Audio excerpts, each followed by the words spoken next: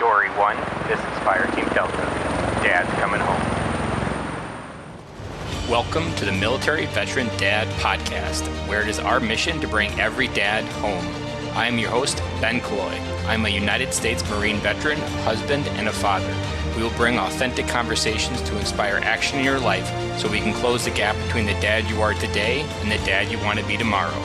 This is the Military Veteran Dad Podcast. Welcome back to the Military Veteran Dad, episode 51. Being on the other side of 51 feels kind of like this momentum. You climb the top of a hill, and now you're starting to climb down, or you start to get to that, the ball starts rolling downward.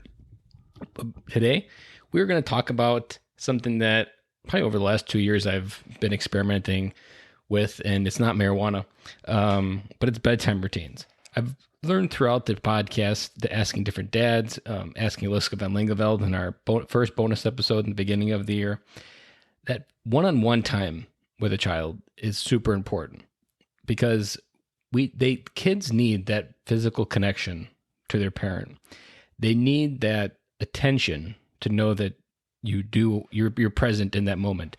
If you think about what we talk about being coming home on the podcast a lot, coming home means being in that moment with your kids.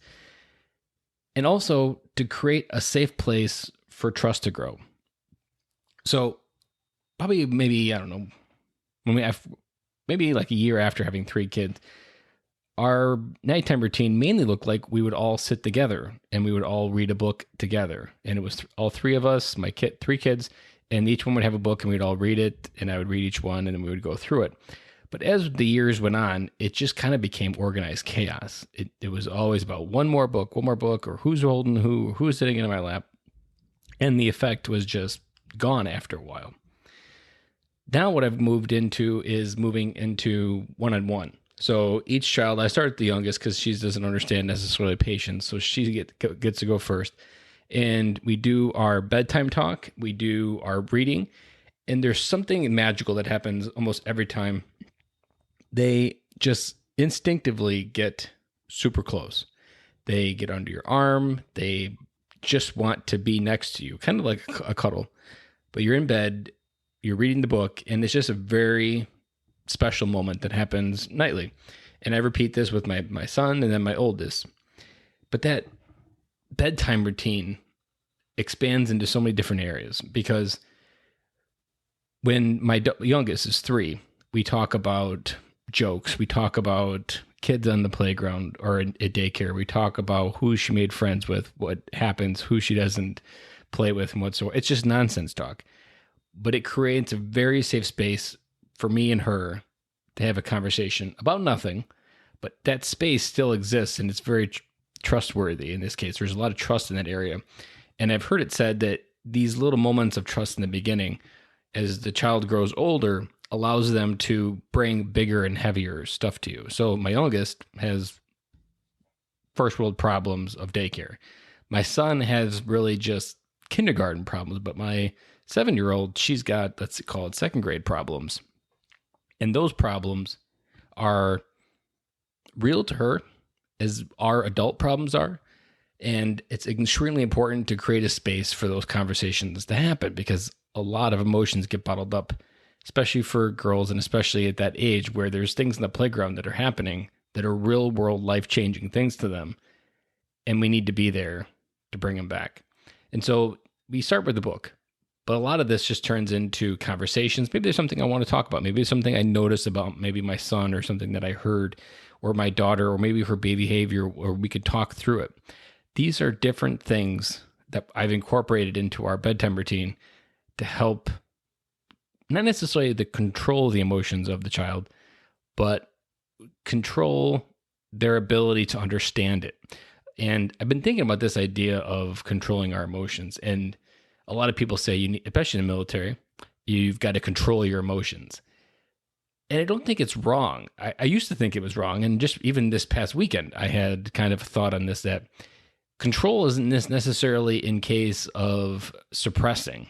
Control means that you anchor through the storm of whatever's passing by. So if you think of your emotions as a river, sometimes there's undercurrents in that river of other emotions, other people's emotions that are coming into your river. And oftentimes, I know it for me, that I would get swept away and even pulled under by those undercurrents. But really, when you think about controlling your emotions, you want to be able to not get pulled away by the undercurrents and stand your ground, stand firmly in the river while the river splits around you. And the same thing goes with our kids, like not helping them control them, but understand how they can remain calm necessarily, or understand how to think about it differently. Or most importantly, I think, how to react differently. I mean, think about how many times kids just instantly react with a flood of emotions, either tears or anger or punching or all of those things. All of those things happen. And it's not necessarily about talking about control. It's about how to perceive that thought for them. And something that I've been doing with my oldest daughter, and we just started this, I don't know, maybe 2 months ago, and we started journaling. So we've had kind of an evolution with my oldest. So she's always had a high string of emotions, and those high string of emotions have gone kind of ups and downs, and sometimes they're worse, sometimes they're better, sometimes I feel like I'm making progress. But over the years, there was a book that I've mentioned a couple of times that Someday a Bird Will Poop on You. And this book essentially says that no matter how good of a mood you're in that day, somewhere there's a bird getting ready to poop on your shoulder. And it's not going to be up to you to respond how you want to get angry or frustrated this bird pooped on you, but really you had no control over it, so why get upset about it? And that's the moral of the book, but it's still necessarily hard to implement. So then we first started with my oldest that we would essentially call it bird poop talk. So we would talk about the kids that pooped on her shoulder during the day. And this really had a lot of good success because we got to talk about things that maybe upset her that normally she wouldn't bring to the surface and talk about. So it was kind of a good, safe place to work through some different things. And we moved through that to kind of just bedtime talk, where we talk a little bit about the day, and we have different variations of that. Sometimes it's just me reading a book. But recently, maybe I think it was parent-teacher conferences, we were talking with her teacher, and we were talking about journaling. And this is something I've known about for a while for adults, but I've never really thought about it for kids. And my daughter has just gotten really good at writing and getting thoughts. She loves writing books even, so she's gotten really good at putting words to paper. So we started with something with the journaling, and it was simply 4 steps. That the 4 steps are writing something that you're grateful for. And that can be anything, and usually it's pretty silly. Sometimes it's art class. So it's whatever she wants to write down. I don't really coach her on the gratitude. She usually comes up with that one on her own. The next one is what makes her happy that day. So some event that really brought joy to her life. And the next one is sadness. So something that made her sad that day. And then finally, the 4th one is we write down something that she wants to work on for tomorrow. So we call this a 1% section. And this section is essentially where we pick waking up on time in the morning, because for ever, she never wants to wake up in the morning. And this has helped us in the last few weeks where she's finally started to get up. And it kind of happened where we combined the 1% with this idea of building trust.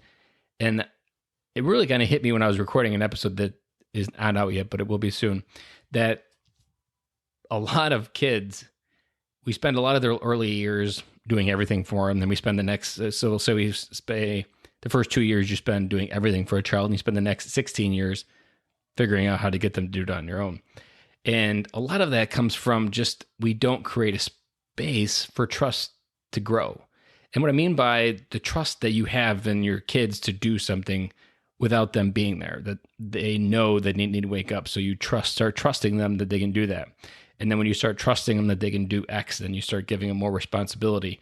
And these two things kind of go hand in hand. So we've kind of incorporated this idea into the 1% section, that we take the idea of what is going the next day, what's going well, something that maybe she needs to work on. And sometimes it's the same thing. Maybe it didn't work. Maybe she got flustered or whatever. So sometimes it could be the same thing for 3 to 4 days. But this kind of 1% section has really helped as well. And something else that I've been doing with my oldest is there's a book series called Hank Zipser. And it's essentially the coach from The Waterboy. And if you don't know it, the coach from The Waterboy, you may think he's famous because he's a Hollywood actor. But in the early years, he was someone that the school system forgot. He never really fit in. And he wrote a set of children's books about that, and he called it Hank Zipser. And so there's like 22 different series of these books, and they're just really funny stories. So I read these to my 7-year-old. She can read them, but I kind of like doing it because it just helps us communicate and we enjoy it together. But they're just a good story of laughing, making kind of almost reminiscing sometimes, because there's a little bit of Hank Zipser in all of us, and how he solves problems and how he tries to fix everything through a lie and then one lie after another. Classic stuff that goes on in a kid's life. And my daughter gets a good kick out of it. And it's been one of those books that kind of is a good stepping stone to when you get to those really big ones like the Harry Potter series, which we haven't even started touching yet. But I can say overall, the bedtime routine is something that's often overlooked as a place to build good connection. So if you're a military dad, and maybe you're active duty still, that you struggle to find that time to connect, and maybe you get home late, maybe you miss dinner and the kids are already getting ready for bed by the time you get home, don't underestimate how much connection you can make in that bedtime routine. If you just go one-on-one with each of your kids, create that space to hear what their day was like, especially if you've been gone maybe, or maybe you just don't always have that good connection with them. Ask them what their day was. Just approach their day with curiosity. And depending on what age they're at, a lot of times they can't help but want to tell you all about their day. And use this time to create a special moment, because these moments compounded over time really do make a difference. I was listening to another podcast, and it uses a perfect analogy that brushing your teeth once per day by itself absolutely does nothing. But brushing your teeth over a series of time does everything. It allows your teeth to not have cavities.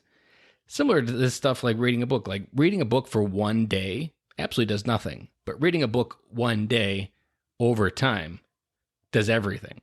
And it's a similar way where you just got to put in these moments. As another example was sending your wife a text message that I love you once does nothing. It's a blip on the radar. Sending one every day builds a framework of love that you do think about her throughout the day, and then it becomes something that she looks forward to. These little things that you can think about, you can do once a day, even a push-up, but one single push-up by itself does nothing. But push-ups over repetitivity build muscle, and you can do more push-ups. So a lot of these examples goes back to that brushing. Brushing a day does absolutely nothing, but brushing over a lifetime means everything. Same thing with kids. That I think these moments where, and again, if you think about what we talk about in the early days in the podcast, that kids spell love, Time. It's those moments where they're going to feel the most love from you. That if you're coming up on Christmas and maybe you're not getting them the best presents, if you want them to know that you love them and not look forward to those presents to measure that by, just make those small little moments and deposits of love and time, because really that's where they're going to feel like lately, I don't know what it is about my son, but he has been super following me. Like if I take my socks off, he takes his socks off. If I'm wearing a sweatshirt, he's going to wear a sweatshirt. And almost he's like a shadow of whatever I'm doing, he has to do. And if you ask him why he's doing it, he's like, Daddy, you're my best friend. I got to do what you got to do. Now, it's not always like that, but right now that's what it is. And I can say that today we spent some time upstairs building a big train set on his floor, and he absolutely loved it. And it only took like 15 minutes of my time to do that with. And it's also kind of reconfirmed something that it's so easy to overlook as a dad, especially for sons. We're already their heroes. And even to girls, like their love for us is the first male love that they'll understand. And what we bring to their life will determine what they go out into the world to seek. And same thing to our sons, where we represent the feeling that they need to feel inside of what it feels to be a man and to feel comfortable in their own skin, whatever that may be. These are things that as a military dad, we have the ability to gift our kids. And if we go back to the very beginning, it all begins with telling jokes. Just joking around in bed, reading one book to them a night. Like these little moments that we call bedtime talk are things that they look forward to. I can't tell you how many times they look forward to that a day. It's like, I'm sure you've heard it if you listen to a few episodes in the podcast, mall walking. My kids literally love to go mall walking more than anything that we ever do, next to maybe a hotel. Mall walking is the number one thing that they ask to do on the weekend. And all it is going to the mall and walking around. It's the most boring thing in the world. But to them, it's everything because Daddy's there. He's present. And we're having fun. So I can't tell you how many times. Last week I introduced Daniel.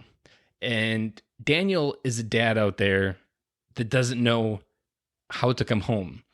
Daniel is the dad that wants the connection, but almost seems overwhelmed to know where to begin. Well, dads, I'm here to tell you that it can begin with a simple step of just reading a book. Take a 30-day challenge, read a book every night, go to the library with your kids on the weekend, let them pick out books that they want to read. Our library is probably second to mall walking, and we bring books home and we just read. That's all it takes. It doesn't have to be something crazy. It doesn't have to be something immense.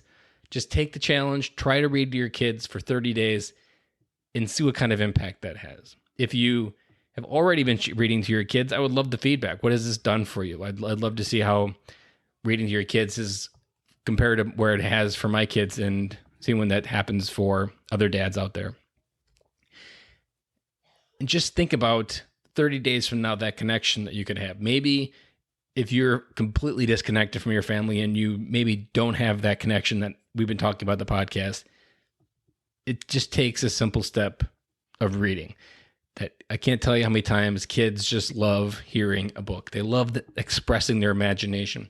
They love just to be there with you in that moment as you read, because you're doing something that they don't know how to do, especially if they can't read. And again, it just kind of magnifies that you're their hero, that moment exists, that you are doing something so impactful for them, so important. And all it is reading. And it begins with a single night. So a lot of things in the podcast can seem complicated, but in the last few weeks, we talked to a couple of them. Take a single step, talk to a dad at the park, to make a friend. To make a connection to your kids, simply read a book at night. It can be as simple as that. And those are the simple steps that will really start to connect your heart with your kids and start feeling like you're coming home. So with that, I'm going to sign off. This will be the last solo for a little bit. I'm going to dive back into interview episodes after this one, and then we'll reboot with a couple other different topics in 2020. But I'm super excited where we're going for. I've really enjoyed doing these solo episodes, and I hope you enjoyed them as well. They're not going away. We're just going to dive back into the interview episodes and go forward. And I'm super excited for the upcoming holiday season, and I'm super excited for what's on the other side. So dads, just remember, it's time to come home, and it begins tonight with a single book. That's a wrap, and thank you for listening to today's show, and I really hope you enjoyed it. The lifeblood of any new podcast are the reviews. If you haven't reviewed the podcast yet on iTunes, I would really appreciate it, and you will help us get the message out to even more military veteran dads. As John Maxwell says, if there is hope in the future, there is power in the present. Dads, it's time to come home.